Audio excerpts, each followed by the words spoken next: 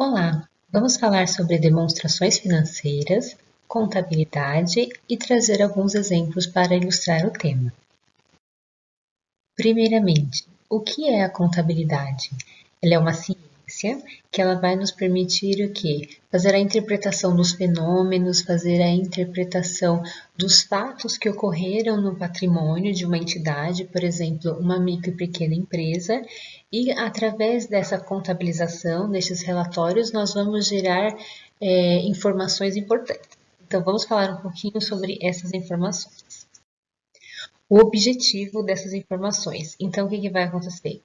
Com a contabilidade, nós vamos fornecer dados importantes para a tomada de decisões de uma organização. Vamos falar um pouquinho sobre a questão do patrimônio. O que é o patrimônio de uma organização?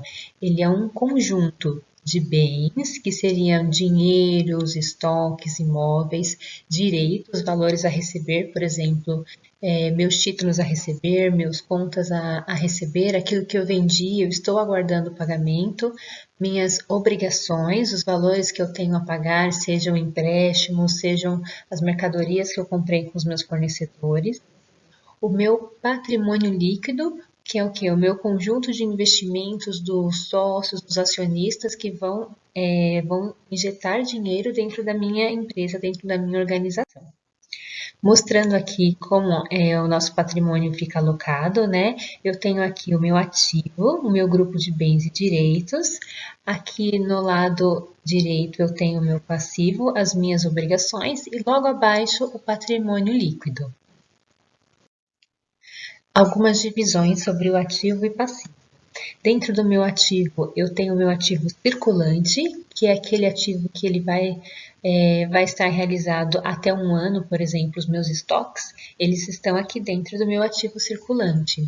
Eu tenho aqui dentro do meu passivo também um passivo circulante, que são exatamente os itens que eu tenho a pagar dentro de um ano, as minhas responsabilidades, as minhas obrigações dentro de um ano.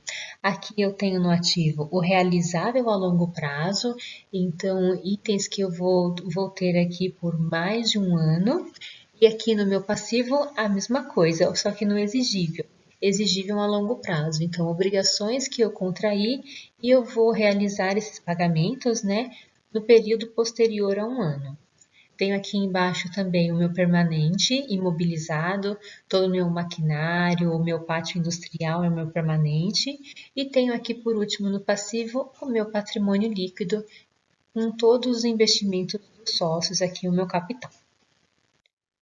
Falando um pouquinho sobre as demonstrações contábeis, nós temos o balanço patrimonial, que é aquele que vai trazer a situação patrimonial da instituição. Vamos mostrar aqui um exemplo. Ele é um retrato, é uma posição estática do dia 30 de junho de 2017 e do dia 31 de dezembro de 2016.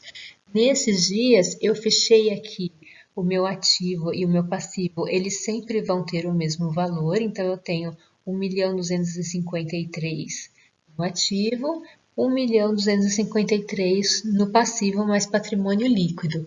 E aqui eu vou ter aqui dentro do meu circulante disponibilidades, estoques, itens aqui a serem realizados em um ano.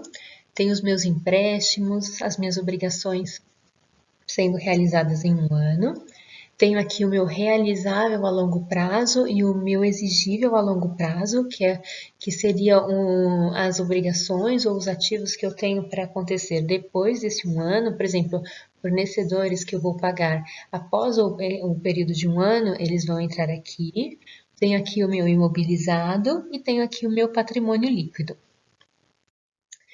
Mais uma demonstração que nós vamos mostrar aqui é a demonstração do resultado do exercício.